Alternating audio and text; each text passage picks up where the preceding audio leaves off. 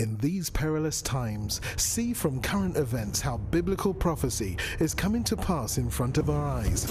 You're watching In the Last Days, the program that looks at Israel and the end times with teaching from a Hebraic perspective. With Martin and Natalie Blackham, thank you to our friends and partners who make this program possible. Now, here's Martin and Natalie.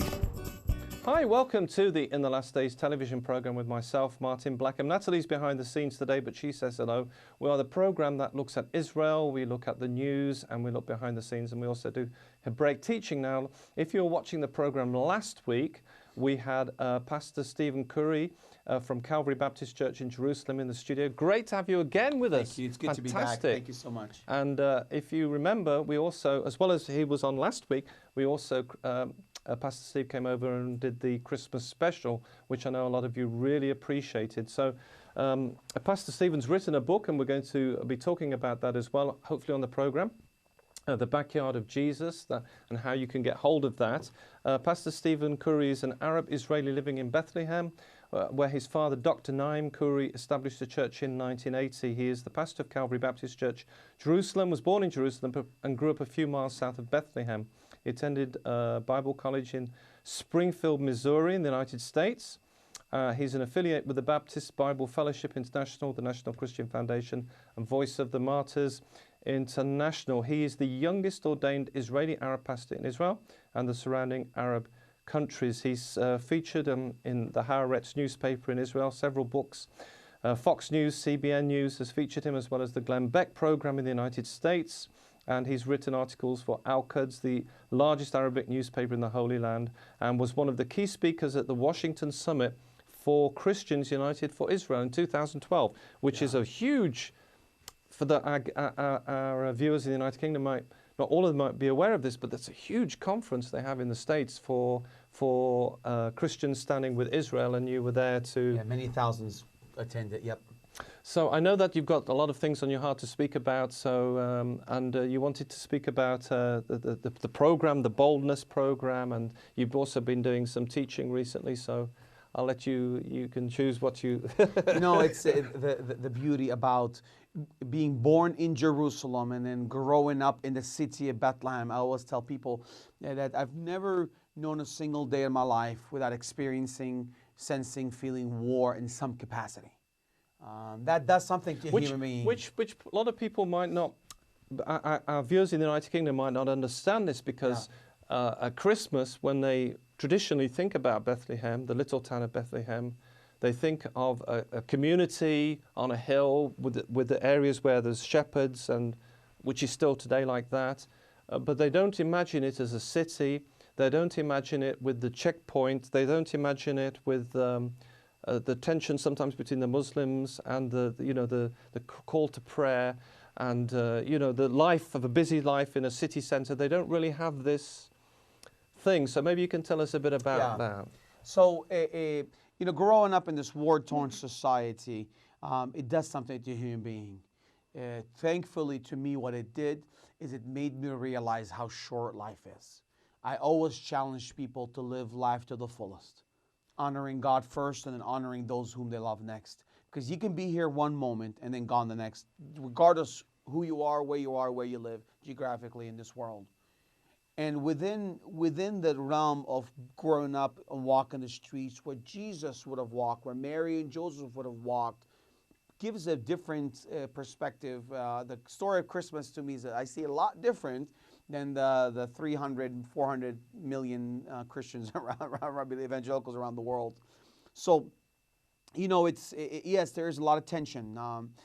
Christmas, a lot of times, it's especially in the last years, has been twisted into a political propaganda platform, where they would use it to push political agendas or to push political stories, or this year's theme, the 2015's recently, the theme for Christmas was all I want for Christmas is justice. So using that as a political platform, which I oppose, I disagree with, and we've let the municipality in Bethlehem know that that's not the purpose of Christmas. Christmas cannot be hijacked from Christ. It's Christ He's the birthday. He's the reason for this season. We cannot use it for personal gain or for personal agendas, especially political agendas that goes against the scriptural mandates. Christmas also, it's not the mere of jingle bells and nice fancy trees and everything. It goes beyond that. To many people, they've lost family, they've lost relatives, whether it be to something dealing with a political thing or something dealing with somebody got killed or stabbed for converting, accepting Jesus Christ. Or somebody lost their home, somebody has been kicked out of home or disowned by their family for believing in this baby Jesus that came 2,000 plus years ago. It's not just a mere fact of getting a nice tree, a nice Christmas and a gift and put it under the tree. There's hurt, there's scars down there. And we as Christians have to start living in a bubble. And we have to start to realize that Christianity in Christ himself, he is not a product. He is a process. And that is something I've been teaching a lot on recently, is Christ and Christianity is not a product you just pick up off the shelf, you try it out for a while, and you put it back in your pocket, you put it back on the shelf. Christ, which is a Western kind of concept, isn't it? It's a Western concept. We can get the product and... It's a Western concept. Christianity in Christ, he is a process. You build a relationship with Jesus. You have good days, you'll have bad days. You have days where you need prayer for healing. You'll have days where you'll pray for healing for others. You'll have days where you're asking God for financial breakthrough, and there'll be days where you will actually pray for others to have financial breakthrough. You'll pray days where God to help you get out of the gutter, emotional, psychological gutter you're in, and there'll be days where you'll be praying over others for God to heal them from emotional, psychological stress or whatever they're going through. It's a process. You learned all the way till the day where your soul departs from your body. It's a learning process with Jesus Christ. And I'm urging Christians around the world, I urge you and I urge those who are viewing to start to change the way you outlook and your outlook on Christianity in Christ. It has to be a process. It's not a snap a finger mentality. It's not the now mentality. It's God, I'm going to be patiently wait. I'm going to patiently fast. I'm going to patiently pray. David fasted and prayed. Daniel fasted and prayed for a long time to start to see breakthrough in Babylon down the line. Meshach, Shadrach, and Abednego in Daniel chapter 3, verses 19 all the way down to verses 30 plus. It's a process. They were willing to go through the pit of fire and to walk in the fire and to be able to allow others to see the glory of God through them. How will the world see God's glory, God's miracle through you unless you believe it's a process? And that's my message to myself, to you, and to every person watching. Christianity is a process. You have to believe in it, and you have to stick through it till the end. So one of the things you've done is you've written the book, The Backyard of Jesus, which we mentioned on the program last week. Now, I don't think we mentioned exactly how they can get hold of that. Is that through your website? They can get on our website. In the Backyard of Jesus is my second book. People can go to our website, holylandmissions.org, which I believe will also be on the screen. And it talks about how I, as an Israeli and an Arab boy, born in Jerusalem, growing up in the Bethlehem throughout war and uprising and turmoil and on and on. I give my perspective of how it is to grow up here as a Christian, being caught in the middle on a regular basis. Because you're right in the center, aren't you? Because we've got the Israelis on one side, or the Jews on one side, and we've got the Arab Muslims on another side, and you're caught kind of right in between. I am. I'm. When somebody, you hear the term in America, stuck between a rock and a hard place. I am the epitome of that. Because not only am I an Arab, I am a Christian Arab. Not only that, I'm an Israeli Christian Arab. I mean, you even to add a cherry on top. In some cases, I'm also a Palestinian Christian Arab. So wherever I go, I stand out, and I'm pushed in a corner to some aspect, and so that teaches you to really look at Jesus for me as a best friend, and to rely on him in everything wherever I go and everything I do. He becomes the shining armor for me. Now, we talked on the program last week about the building project and that you're very close now to getting somewhere. And we also said last week how you could at home get involved in this very exciting project.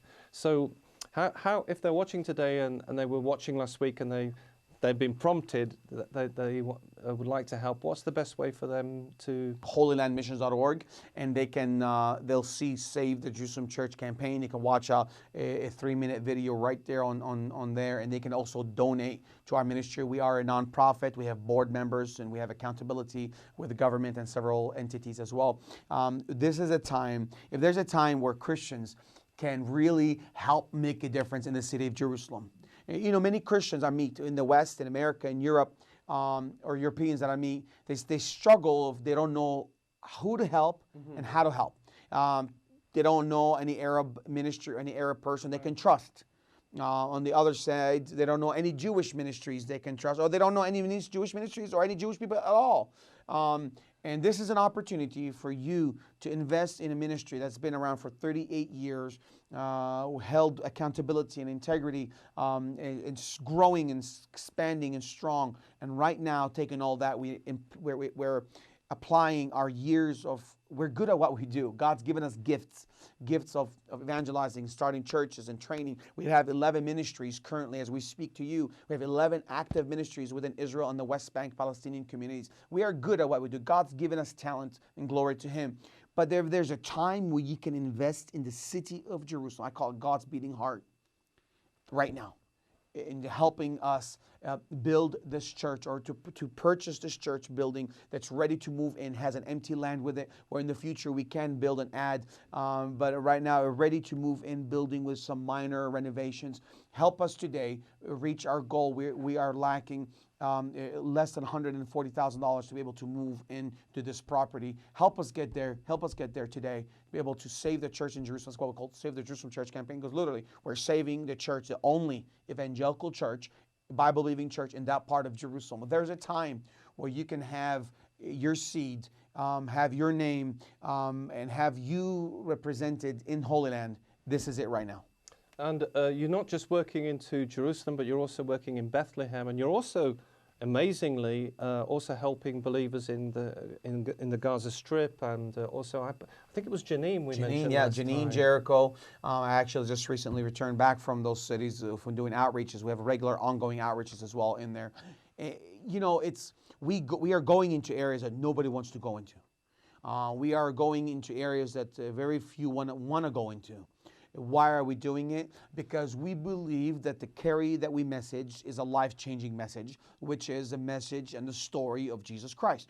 And what we've come to realize the last 10, 15 years is that the story that we've developed is there's a lot of misconceptions in the eyes of Arab Muslims, even Christians, sometimes Christians by name, who are living in a highly Muslim population. They start to have the same train of thought as the other Muslims. So you sort of have to bring a Christian who grew up a Catholic, Greek Orthodox, or even Protestant. You have to sort of reteach them Christian values, Christian foundation, because they've grown up in this dimitude that you know, Jesus is just a prophet, and you actually get to hear this. So when you go into a Muslim community, we start to develop a relationship. The first thing we do is not to convert them. The first thing we do is we try to clarify misconceptions they have of the Bible. We clarify misconceptions they have of the person of Jesus. And when you start to clarify one or two misconceptions, it becomes like you've unrolled a carpet, unrolled a rug, and the relationship starts going on for hours, for months and years maybe, because now they start to ask, what else am I misunderstanding? What else have I misunderstood about Christianity? What else have I misunderstood about Jesus or about the Bible? And boy, that just, you open up a good can of worms. Yeah, that just opens up doors. Now, talking about all of this, you're actually doing a TV series which people will be able to view, called Boldness, where you're helping Christians, particularly those Christians in the West, and viewers watching today who have Muslim neighbours, maybe in the United Kingdom, or you live in London, or in a particular area where you have a lot of Muslim neighbours, that it helps them to know how to speak to them, how to approach them. So maybe you can tell us a bit about that, the Boldness series. Yes, I love talking about this. So we just recently finished our series. and it's called Boldness, from Jerusalem to the World, or Boldness. And the logo is a lion, because that screams boldness. We're challenging Christians to be bold for their faith. The last couple of years, as I spoke in last week's episode, a lot of people have been asking me, Pastor Khoury, help us as Westerners, Europeans and Americans, help us, teach us how to understand the Arab mind, help us understand the Muslim traditions, and help us get over the fear of Muslims. And I first, when people requested that from me, it didn't appeal to me much, because my calling and my heart is here, Israel and the West Bank. This is my burden. My heart is here. But I started to realize that I am in debt to Christ through the Western people, because it wasn't for the Christians in the West who came to Jerusalem 45 years ago to preach. My father would not have come to Christ. Neither would have I as a little boy. So if there's a time where I can give back to you, the church in the West, this is the time. So we began this program where I take you into Muslim homes. You see me talk and interact with Muslims. With both male and female. But I also teach you, I list steps on TV, on bullet points, on what to say, what not to say, how to approach it, how to do this, how to deal with this issue. We also deal with Isaac and Ishmael, and how to approach that, how to discuss that with Muslims, because Muslims believe in Abraham, Isaac, they believe in Abraham and Jacob. They leave out some of the Isaac dilemmas. But so I teach you how to do that. I also teach you how to share Jesus Christ with Muslims. And I actually, it's a beauty of one of the episodes. You get to see me actually win a Muslim into a Christian faith. When, I mean, we talk, he gets confrontational. You see me how I deal with confrontation with Muslims, and we end up winning the conversation by showing love and saying some trigger words, and which leads to him receiving the Spirit of God, accepting Jesus Christ, not as a prophet, but receiving him as the God-man dying on the cross 2,000 plus years ago for our sins. It's very important that you're very sensitive about this, and if the people who are watching today, our viewers who are watching today, would like to do the programs as a group, in other words, they want to show it as a church group in the United Kingdom or in Europe or wherever you're watching, or you'd like to do this as a group, can they do that? Is that possible? Or? They can. Right now, they can watch a pilot program on our secondary website, which deals only with this program. This website is called StephenCurryMinistries.org, and they can watch a 12 or 14-minute episode to get a little teaser feel for what's to come. And eventually, it will be on Roku and hopefully on other channels, which right now we are prayerfully seeking which channels to air it on. And again, it's a way to give back to the West, to help you reach out to those around you. As Islam is the fastest growing religion today in the West. It's the fastest growing religion in the West.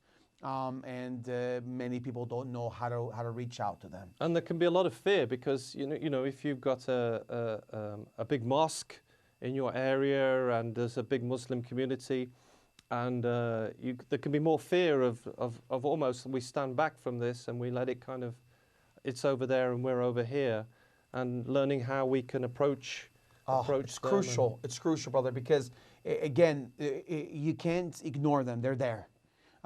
It's just, I think maybe mostly for the American Westerners, to them, ignoring a problem, it goes away. Or if the problem stays off of my front yard, the draw and imagine line, if the problem doesn't come in my line, then it's not going to affect me. It will, because evil knows no boundaries. Satan knows no boundaries. He will use any weapon and any spiritual, physical weapon against you, to shake your faith, to have you, to push you in a corner, to either deny Christ or to keep you in your own little box. But you can't ignore that Islam is the fastest growing religion in the West. You can't ignore that the average Muslim family has 7 to 10 children, where the average Western family has 2 children, maybe 3, if that. And actually, it's becoming less and less families are having children in the West today. So we have to stand up. We have to make a sound that Christianity is growing. Christianity is expanding. Even though Islam is the fastest growing in the West. A lot of people don't talk about the Christianity is the fastest growing in the Middle East. So that's a good problem to have, to have Christianity be the fastest growing religion in the Middle East. Wow. I am proud of that. Something you don't see or hear on TV. Many Arabs are having visions and dreams of Jesus. They're having visions and dreams, and they're hunger and eager to learn more about the Bible. Help us, help people like us, equip us by prayer, by financial supporting our ministries to be able to go out and expand. We have 11 active ministries. We have 13 full-time and part-time staff who are evangelists and trainers and children trainers that work under our ministry, that we send them out. We want to expand. We want to add more evangelists. We want to add more trainers. And you and your viewers can do that by helping us go the distance. There's still enough time in the year where we can still add more to our team. Now, one of the things we were talking about last week, and was such an interesting thing, is the reconciliation issue with the Jewish people and with Israelis, because of your background and the intifadas and living in the territories. It could be very difficult for you, but there's been reconciliation, and and I think I've got it here, but there's a great picture of you with David Recruitman, from the Jewish Center of Understanding. In fact, it's not such a good picture, but anyway, it's called The Day to Praise, and it's got a picture of David Recruitman, who is an Orthodox rabbi, I understand. Yes. Actually, in your church. Yes, yeah, he comes often, and he is still a Jew. He is not a Christian, or has accepted Christianity, but he has accepted us as neighbors. He has accepted us as he has a statement that he and his leadership and his rabbis have always say is, with covenant land comes covenant responsibility. I love that. So he sees that he himself is responsible to ensure that I, as a neighbor, as a local Arab, who is a Christian, not a Jew, not an Israeli, but not a Jew, a Christian, that I am able to survive, exist, and grow, and have a future. He actually has taken upon himself and his organization and Rabbi Riskin to even come alongside and even help fundraise for a building project. This is unheard of for an Orthodox Jewish organization. Maybe even the viewers don't realize the significance of it, because this is a big thing with bridge building, with forgiveness, with everybody's making a step here. Everybody's making a step. They all believe in one thing. They all believe that God is doing something in the Arab community. They all believe that we are unique. They believe that we are unique in doing things that nobody else is doing. So they are willing to put their careers. I mean, some Rabbi Riskin's been chased after, and his credentials have been chased after by many disagreeing. David Recruitman, my dear friend, has been called many names on social media because he is himself trying to help us buy a building to be a church and a multi-purpose worship center. It's like persecution, really. Persecution, really. It's social persecution, social media, I mean. But this is a sign of, for me, this is Ephesians 2, with the one new man concept. For me, as an Arab who loves the Jewish people on a biblical perspective, not a political statement, I believe we are part of the fulfillment of Romans 11. We are drawing the Jewish world to jealousy, to come back to their first love, to come back to their God. We have many Jews that read about us, to hear about us, and they see our eager to love the God of Abraham, Isaac, and Jacob, and that's challenging them to reconnect to their roots of loving the God of Israel. So I believe we are a big part of fulfilling Romans 11. And of course, even in the time that we're doing this program, we've had the knife attacks and the terror attacks and Yes. a lot of fear, and so it's a big thing for the Jews and the Arabs to come together, which we don't. It's a huge thing, which is really amazing in our day. Now, we mentioned before the book, The Backyard of Jesus, which can they get that on your website as well? On holylandmissions.org. And like I said, it's a book that's been referenced by James Dobson, and Dr. David Jeremiah has mentioned to me that he has my book too. So I'm humbled and honored this many of these credentials have read my book or have my book in their library, and they can get it on holylandmissions.org. It is a life-changing book. that I share my story. I give you a challenge, and I base it on Daniel chapter 3, the story of Meshach, Shadrach, and Abednego, how they stood strong, and by doing so, they brought a revival into the life of Nebuchadnezzar and in the life of Babylon.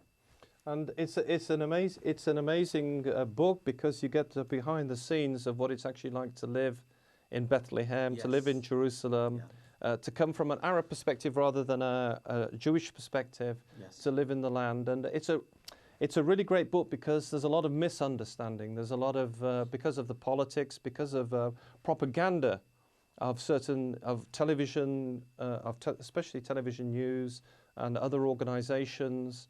This will really give you the truth of what's really happening there.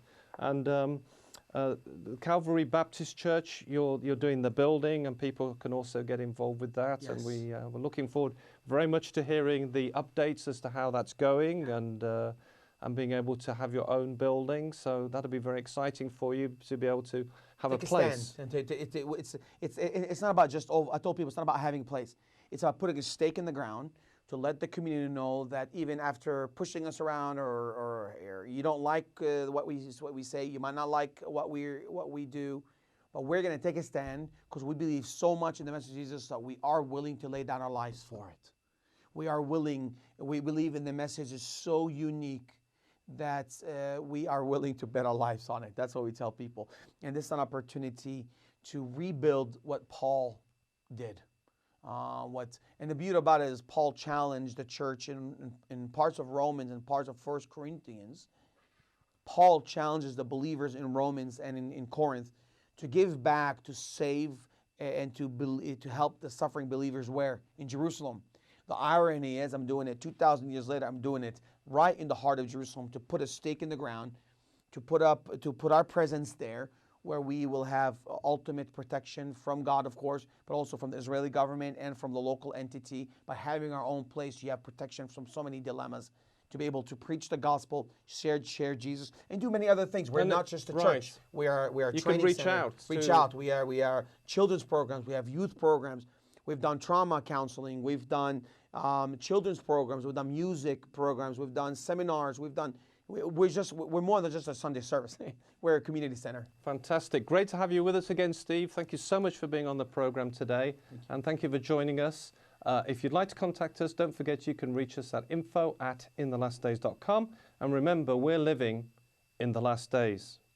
You've been watching In the Last Days, a TV program with Martin and Natalie Blackham, the program that looks at Israel and the end times with teaching from a Hebraic perspective. If you would like to financially support the program or find out about conferences, meetings, or ministry products, then please contact us with the details on your screen. Visit our easy-to-use website at www.inthelastdays.com and register for our free e-newsletter. Get the latest news from Israel, product information, online video teaching, or watch today's TV program at a time that's convenient to you. Thank you again, friends and partners, for making this program possible.